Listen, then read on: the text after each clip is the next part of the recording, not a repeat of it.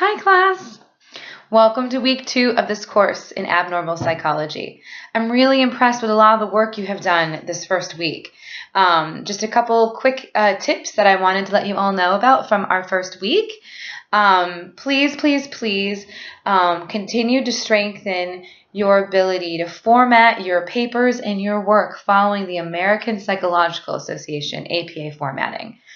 When we are talking about a paper, I am looking for a cover page, a references page, double spacing, and to please cite any and all literature that you are referencing, and to do that following APA formatting. And please do your best to limit the use of exact quotes.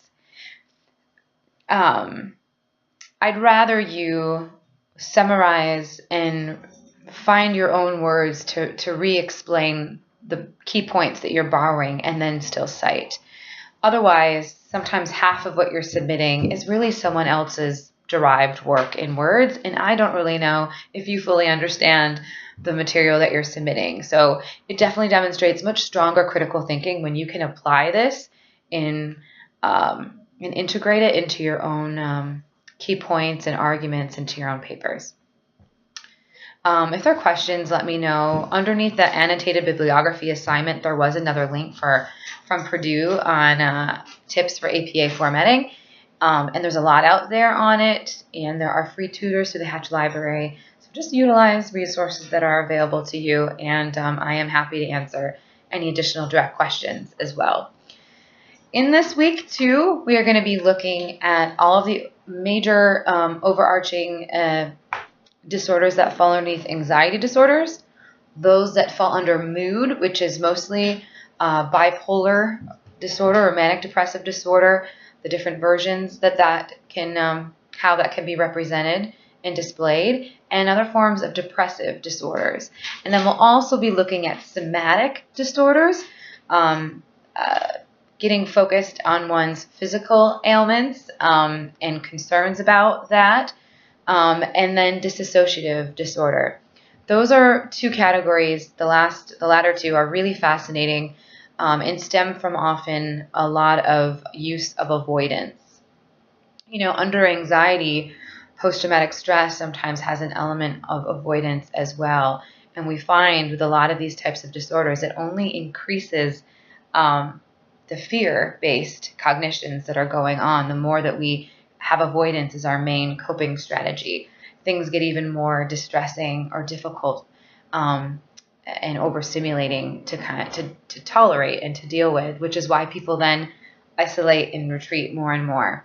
A lot of these disorders are fascinating, and what's great is the text that you have does a really nice job of looking at a little bit that we know about the etiology of it, how we understand how one can potentially develop it from a nature and nurture perspective, what the actual DSM-5 aspects of the and categories of the disorders are, and then some of the useful treatments that we have that may or may not be evidence-based.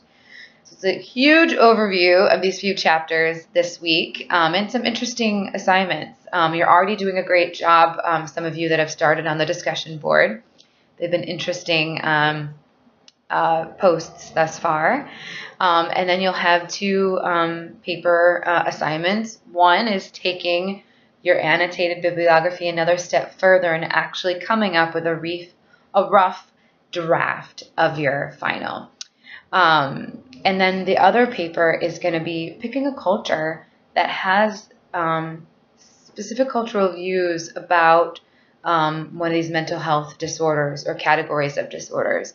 It's amazing globally some of the different perspectives about mental health that there are, and I think it's important for us to get as up to speed as possible that the American viewpoint is not the center of the universe, and that many of the folks we'll be working with come from very different worldviews and cultural backgrounds. They're going to come into play of them even being willing or able to ask for help and what they tend to go to as treatments, and if they believe in what they believe causes it. So I look forward to reading those.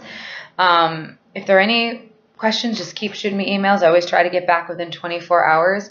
And I appreciate all the hard work you're putting in thus far. Welcome to week 2, and I will talk to you again next week. Thanks. Bye.